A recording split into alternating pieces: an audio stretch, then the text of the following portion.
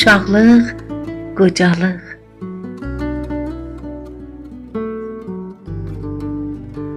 Atamı onca sevirdim ki, böyüyəndə onun kimi olmaq istəyirdim.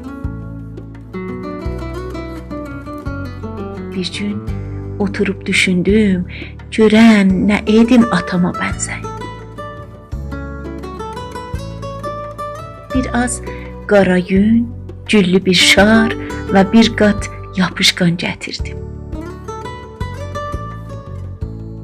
Güzgünü yerə qoyub qabağında oturdum. Qara yünü bığ yerlərimə yapışdırdım.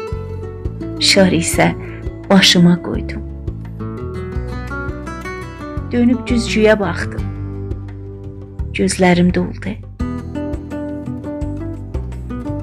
Atamın onca qoca olduğuna üzüldüm.